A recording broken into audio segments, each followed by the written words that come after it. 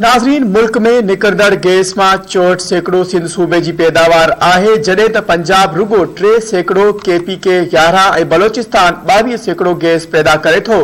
पर वफाकी वजीर हमाद अजहर उन हवाले से सेनेट में अंग अखर ही पंहिंजा ठाहे जोड़े ॾेखारिया आहिनि।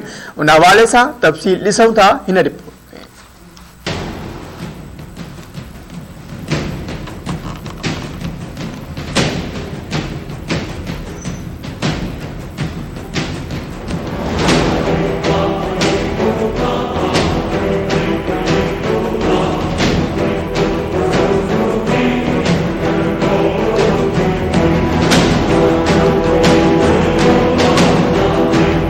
नवंबर ते सेनेट में गैस बहरान बाबत ॻाल्हाईंदे तवानाई वारे विफाकी वजीर हमाद अजहर चयो त सिंध जो मुल्की गैस की पैदावार में 38 सैकड़ों हिस्सो है। अब प्रोविंसेस के हकूक की बातें की गई कि सिंध से 70% बनाता है गैस। सिंध 70% नहीं, सिंध को तकरीबन 38% के करीब जो गैस है वो सप्लाई करता है। सबसे बड़ा जो सप्लायर है वो बलूचिस्तान, और उसके बाद बलूचिस्तान भी तकरीबन 40% बनाता है। पंजाब तकरीबन 12%, 13% के करीब बनाता है। सॉरी, नॉट पंजाब, KPK 12% के करीब बनाता है, और 8-9% जो है वो पंजाब जो है वो प्रोड्यूस करता है। इन किस्म जो बयान को आम रिवाजी सियासी अगवान ॾे हा त ॿी ॻाल्हि हुजे हा, पर हमाद अजहर तवानाई वारे खाते जो विफाकी वजीर है ऐं हुन इहो बयान कंहिं सियासी जलसे में न पर पाकिस्तानी पार्लियामेंट जे मथे ऐवान में ॾिनो आहे।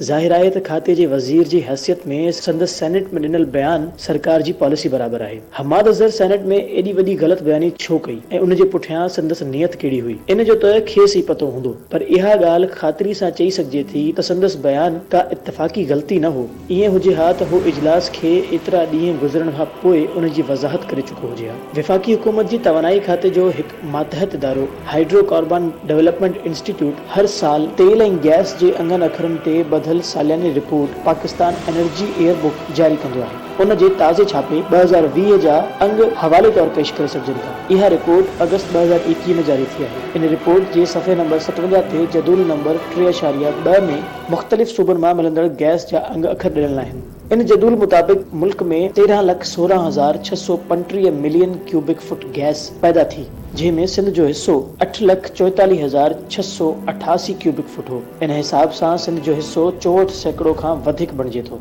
बलूचिस्तान जो हिस्सो 22 सैकड़ों, खैबर पख्तूनख्वा जो हिस्सो 11 सैकड़ों ऐं पंजाब जो 3 सैकड़ों बणिजे थो। साॻी रिपोर्ट जे सफ़े नंबर 74 ते जदूल नंबर 3.10 में सूबेवार गैस जे इस्तेमाल जा अंग ॾिनल आहिनि। इन जदूल मौजूद मुल्की गैस जो रुगो 3 सैकड़ों पैदा कंदड़ पंजाब लगभग 47 सैकड़ों मुल्की गैस इस्तेमाल कई, जॾहिं त 64 सैकड़ों गैस पैदा कंदड़ सिंध मुल्की गैस जो रुगो 39 सैकड़ों इस्तेमाल कियो। ॿियनि लफ़्ज़नि में सिंध जी गैस जो बाक़ी 25 सैकड़ों पंजाब में इस्तेमाल थियो। साॻी रिपोर्ट में सफ़े नंबर 74 ते ॾिनल जदूल नंबर 3.14 मूजिब पंजाब में गैस पहुचाइण जो कुल यार 1,23,832 किलोमीटर ऐं सिंध में रुगो 42,678 किलोमीटर आहे। इन मां अंदाज़ो थिए थो त रुगो 3 सैकड़ों गैस पैदा कंदड़ पंजाब मुल्क जो सभ खां वॾो गैस नेटवर्क रखंदड़ सूबो आहे। इहो रुगो इन करे मुमकिन थी सघियो आहे जो पंजाब ॿियनि सूबनि जी गैस इस्तेमाल करे थो। इन रिपोर्ट जे सफ़े नंबर 76 ते जदूल नंबर 3.13 में सूबेवार गैस इस्तेमाल कंदड़ वापेदारनि जा अंग ॾिनल आहिनि। उन मुताबिक 2020 में पंजाब में लगभग 60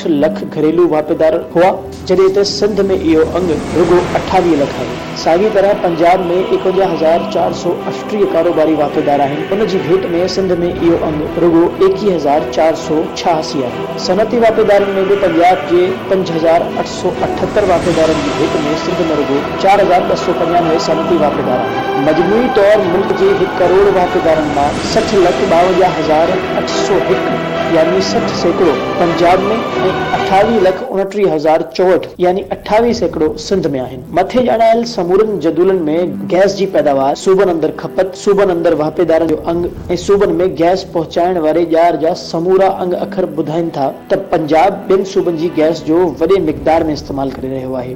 बाक़ी 3 सूबा गैस पैदा कनि था, जिन मां पंजाब जूं ज़रूरतूं पूरियूं थियनि थियूं। ॿिए पासे गैस जी खोट सबब जॾहिं परॾेह मां महांगी गैस घुराई वञे थी त टिन्ही गैस पैदा कंदड़ सूबनि खे साॻी गैस महांगे अघ ते विपाकीदारनि खां ख़रीद करणी पए थी, जॾहिं त संदन हदनि मां पैदा थींदड़ गैस पंजाब में सस्ते अघ ते इस्तेमाल थी वञे थी। असूलन तौर त जिन सूबनि मां गैस पैदा थिए थी पहिरीं उन्हनि जूं ज़रूरतूं पूरी थियणु घुरिजनि ऐं जेकॾहिं उन्हनि वटि का वाधू गैस बचल हुजे त उहा ॿिए कंहिं सूबे खे ॾिनी वञे।